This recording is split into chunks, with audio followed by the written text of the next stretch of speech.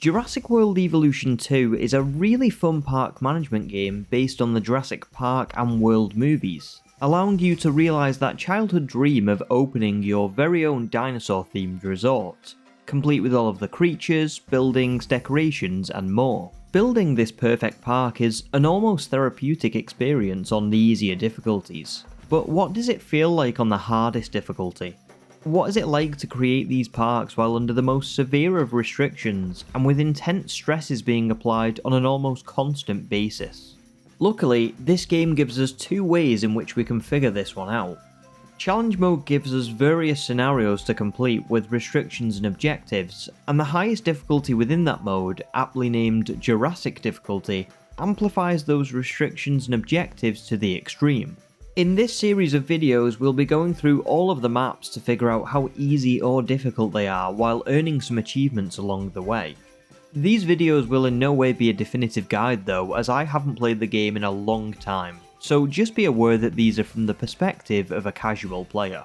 Here's my experience with Canada. So with this challenge mode scenario, I'll probably be talking a lot more about the beginning than the end, because the main problem here is in getting started and keeping your high maintenance costs at bay. Your scientists in particular will take up so much expenditure, so I thought it would be best to reset over and over until I found some that were paid below $100,000 per minute in total, as well as having the optimal traits like cheaper research or altruistic salary. The three I ended up with had cheaper research, altruistic salary, and faster research, and would be paid $93,500 per minute, which is pretty good, all things considered. I think the cheaper research trait is what saved me the most money overall, so I'd highly recommend it. Say a research objective usually costs $3 million, well with this trait I'd get 30% off, making it actually cost $2.1 million. Which is a huge saving of $900,000. Altruistic salary is also really helpful because it'll help keep your wage costs to a minimum, even if the scientist is fairly skilled. Now at this point it's best to save to keep this progress in case you have some really bad luck, and then pause the game to avoid losing any more money. After doing both of those things, I then constructed a science centre, a backup generator for some temporary power, and I built the huge enclosure you can see here. The reason this needs to be so big is because there's actually a free dinosaur you can get on this map, which is a Brachiosaurus. It'll really help with your park's appeal in the early stages, but it also needs a lot of space and foliage, so this exhibit has to be pretty large to keep up. I then researched a viewing gallery as well as the improved power technology which allows you to build a small power station. This is vital because backup generators are an expensive, unreliable form of power, even at this stage in the challenge. Now that everything was built and set up ready for guests, I released around 6 Struthiomimus across 2 different batches, constructed a food amenity, and opened the park to start making some money. I'd also researched the basic guest buildings such as the emergency shelter, restroom, and small hotel, so I placed all of those down for a much needed increase to guest comfort. I then constructed a response facility and went out on the helicopter to tranquilise and capture the wild Brachiosaurus before transporting it to the same exhibit as the Struthiomimus. Keep in mind that when you're adjusting the environment for any of the dinosaurs, you want to keep the water and food sources closer to the viewing galleries so that there's less chance for your dinosaurs to stray beyond your guests' view. If the guests can't see your dinosaurs, then they're not contributing to your overall appeal, which means less tickets sold and less income and profit for you.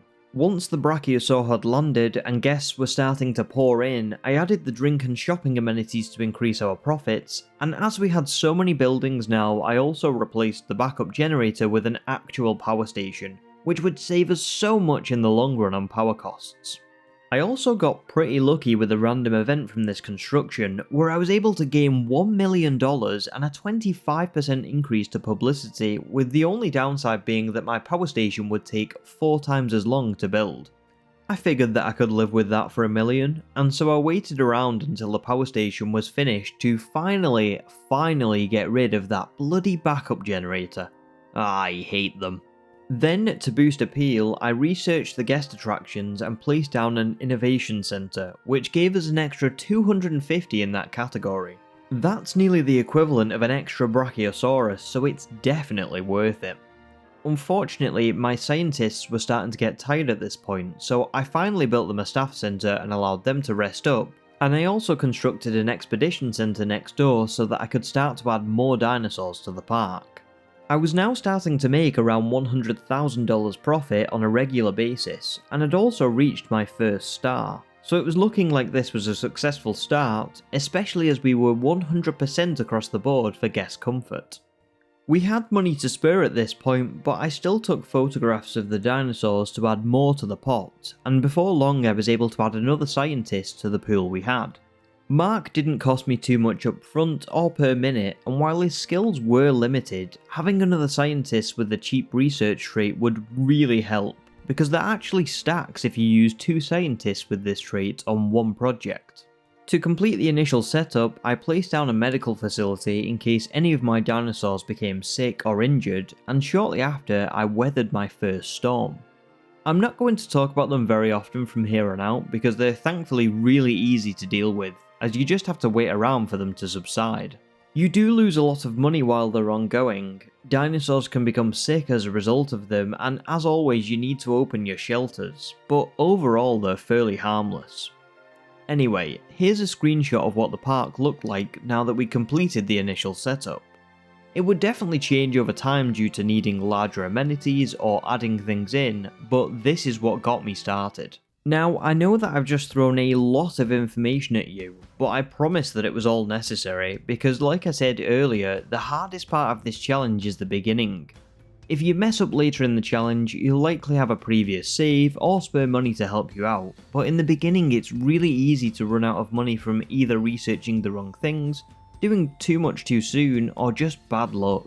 From here on out, the video will be a little bit more simple, and I won't be telling you about every single thing I researched or placed down like I did previously, because it just doesn't matter as much now that we're all set up. So next up, I decided to create a new enclosure at the side of the Innovation Center which would house some Ceratops. They don't need much space or attention and they're fairly cheap to incubate, so for me it was a step closer to removing the species variety penalty from our appeal without actually having to put much work in. Once that was done, I immediately got started on another enclosure behind the Innovation Center, this time for a Ceratosaurus. Oh, by the way, even if you're not after a specific dinosaur, it's well worth sending regular expeditions out as you'll often find valuable minerals that you can sell. This piece of palladium from the Ceratosaurus dig alone gave me $500,000, which is just crazy helpful in a challenge like this. Anyway, after tidying the enclosure up and adding in a viewing gallery, I incubated and released a couple, and they seemed pretty happy once I'd added in a live prey feeder. You can have up to 3 Ceratosaurus in one exhibit and they're fairly low maintenance, so they're always a good dinosaur to have around. I then immediately began work on another exhibit right next to the Ceratosaurus enclosure, and by now I suppose you can start to see the direction in which I wanted to take the park. I wanted to feed a pathway outside of the back of the Innovation Center and then down towards the empty space on this side, with more enclosures and guest hubs along the way. Funnily enough, I already knew exactly which dinosaur I wanted to add into this exhibit, because I was in the middle of reading Michael Crichton's second JP novel, The Lost World, on the days that I was recording this video. There's a pair of camouflaging Carnotaurus that appear towards the end of that book, which are extremely cool, and so, after a lot of expeditions and extractions, I added 2 to the exhibit and spruced it up to their liking. I also gained a sweet $1.25 million by selling one of the Carno eggs to a criminal organisation. I'm pretty sure my all-time favourite character, Ian Malcolm, would hate me for a choice like this, but Jurassic difficulty makes you do some crazy stuff. Once the Carnotaurus were happy in their enclosure, I made another guest hub around this section, complete with a hotel, some amenities, a restroom and an emergency shelter. As we were expanding the park, power was starting to be required more and more, so I built another power station next to the original, and then began to send out more expeditions for my next dinosaurs, the Parasaurolophus. They're actually a really good dinosaur to have in our large herbivore exhibit with the Brachiosaurus, as they eat the same type of vegetation, so there's no wasted space when it comes to either of their comfort levels. I knew that I'd be adding in more Brachiosaurus in future, so it just made sense to add these guys in now. I decided to go with the Lux skin so that they'd really stand out at night, and that was absolutely the right choice. With their release, I finally hit the 2-star mark, and could begin research on one of the most important unlocks of this challenge, the monorail. I constructed the first 2 stations so that our transport rating was as high as it could possibly be, and then continued with the next part of our expansion. I wanted 2 smaller exhibits to finish off this section of the park, one for the Draco Rex and one for the Dimetrodons. These would act as a sort of dead end where guests would have to turn back and catch the monorail to other sections of the park or go back to the entrance. I then hired a 5th scientist, a man named Donald, who luckily had the altruistic salary trait, so he only cost us about $11,000 per minute. You have to be really careful when hiring new scientists in this challenge, because you will genuinely struggle to accrue any money and profit if you have such high wage costs with them. I also researched the extra scientist upgrade, which is so helpful. Basically, say you can usually only use 3 scientists to perform a research task or something like that. Well, if you apply this upgrade to the relevant building, then you can assign 4 instead. Instead of spending thousands or even millions on a new scientist, you can potentially just use this instead to meet the skill requirements. It's awesome. Anyway, we finally had our Dimetrodons after a lot of waiting around, and they slotted in perfectly with 0 comfort issues. So I added some additional guest facilities nearby, like a hotel, restroom, and emergency shelter. Luckily, we didn't need any amenities here, as there are some not too far away near the Carnotaurus exhibit, but there wouldn't have been room anyway. I then added the Draco Rex to their exhibit, and they also landed with no issues, except for some initial loneliness while the rest were airlifted over. The park was starting to come along really nicely now. I was close to the 3-star mark, I'd filled out a good section of the map with some diverse dinosaurs, and my profit was ticking along nicely too, with some amenities reaching maximum capacity. This prompted me to research and send expeditions out for the Brachiosaurus, as I was aware that our original was getting a little bit older now.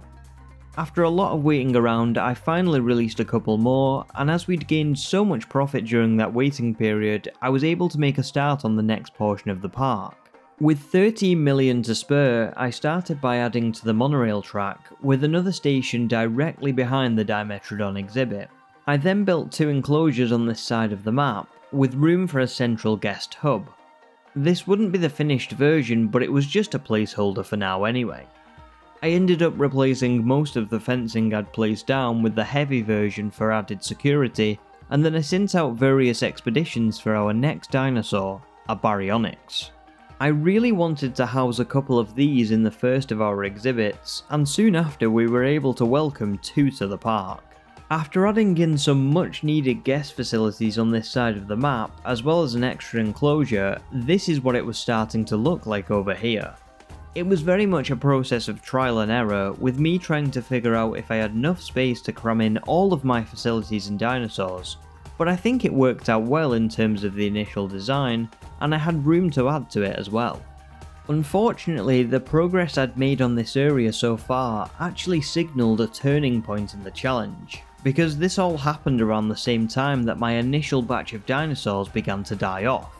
The Nasutoceratops were first, but because there's so much waiting around for expeditions, research, or money coming in, it would start to become a pretty consistent issue of having to replace my dinosaurs.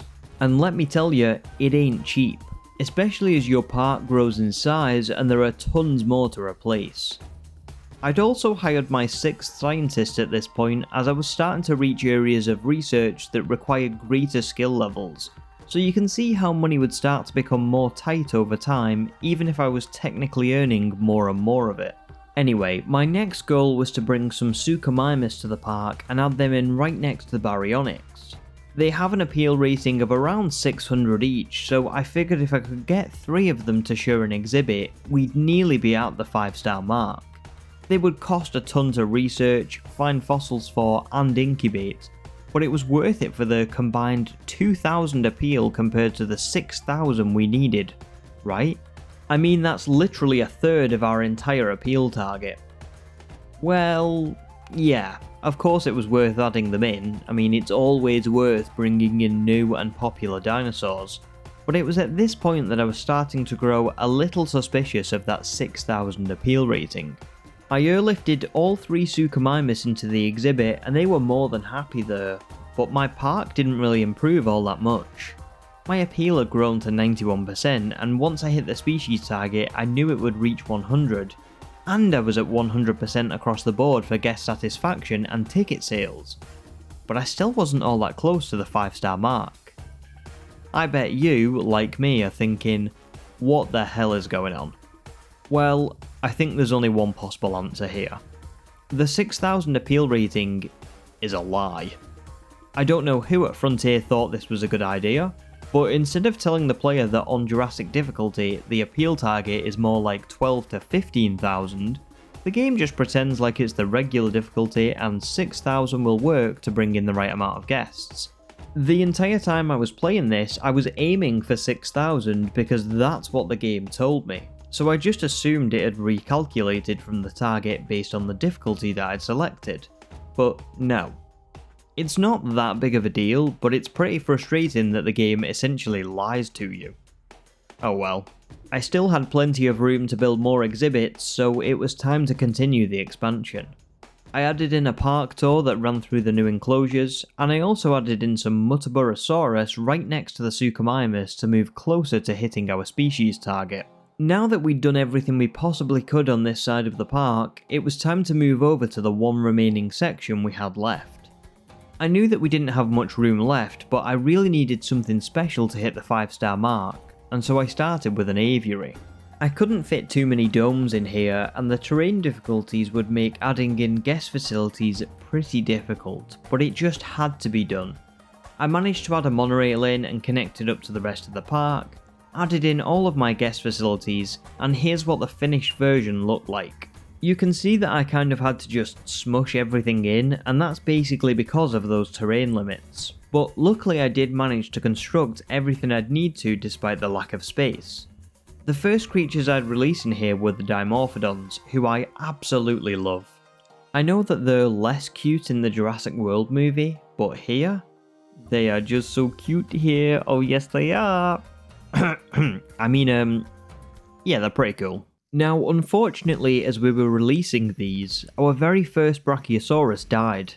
So sad. At least she had a dignified end and didn't get stuck in a tree and then ragdoll around or anything like that. I mean, can you imagine? To make up for this, about 5 minutes later I received a huge lifeline which would speed this challenge up tenfold. A random event popped up which would offer me $15 million in exchange for my most valuable dinosaur. Whoa. Now bear in mind, my most valuable dinosaur at this point was one of the Suchomimus, and to get a replacement it would only cost me around $2 million. So this one was a real no-brainer. After gaining about 30 million profit in the blink of an eye for literally no reason, I was ecstatic, but also at a bit of a loss as to what to do next. I replaced my lost Suchomimus first and foremost, and had also been sending expeditions out to increase the Pteranodon genome in anticipation of releasing some.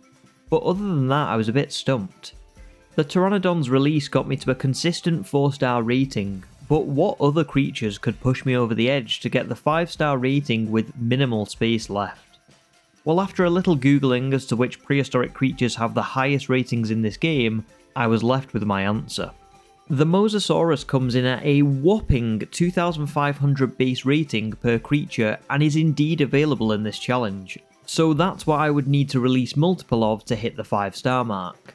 It would take a long time even with the 13 million that I had saved up, but I was determined. And so I researched the lagoon facilities and constructed as many sections as I could in the remaining space that we had left behind the herbivore and Ceratosaurus enclosures. It wasn't ideal, but I was pretty sure we could make it work.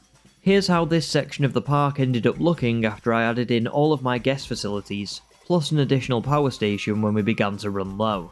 I thought it'd be a bit of a shame not to release anything in here until my mosasaurs were ready, so for the moment I added 3 Plesiosaurus, which all looked awesome. I also did something that was maybe a little too extravagant for the Jurassic difficulty. and spent 3.5 million researching the log viewing gallery to add to the herbivore exhibit. I know, that was a pretty dumb move. But I had the money and I just wanted to have a little fun. At least it looked cool.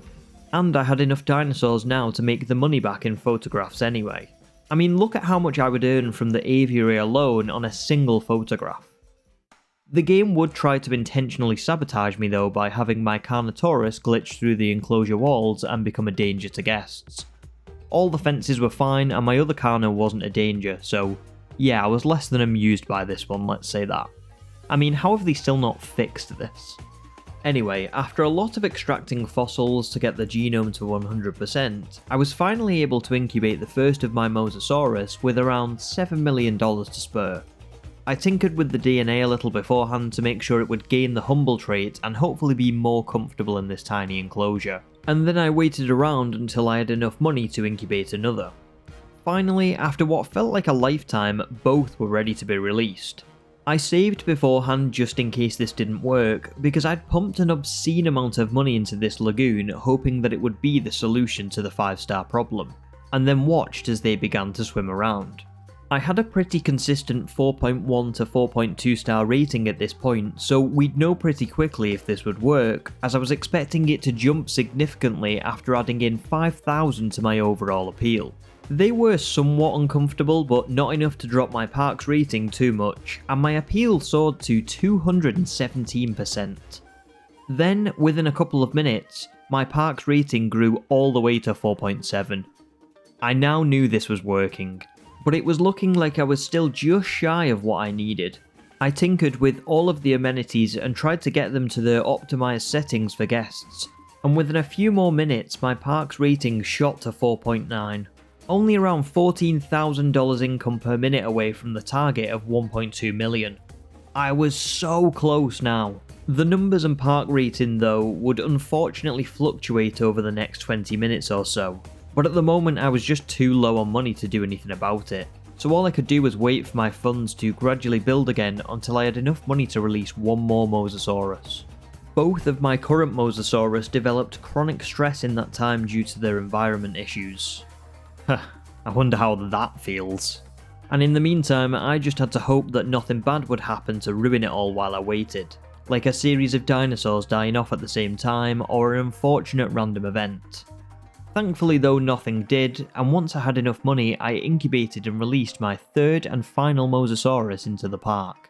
What happened next was lightning fast, because after only a minute of waiting around with some final tweaks to the amenities, that wonderful notification popped up congratulating me on hitting the 5-star mark, and it was finally over.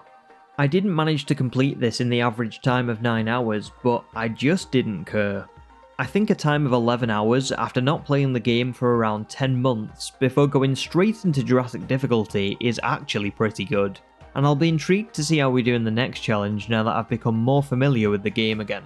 Some final stats are that we reached an appeal rating of 265% with 2,224 guests in the park, 99% guest approval and comfort ratings, a ticket income value of $702,000, and an amenities income value of $511,000. If you've gotten to this point in the video, I'd just like to say thank you so much for watching. This was a really fun break from the rather long Pokemon videos I've been making recently, and I'm such a huge Jurassic fan that it's awesome to come and play this game for a while and share it with you. If you enjoyed the video, please consider leaving a like, a comment, and maybe subscribing for more content like this. We'll be going through the other Jurassic challenges for this game, and I've also got some more Pokemon content coming soon if you're into that as well. Au revoir, Wayfarers.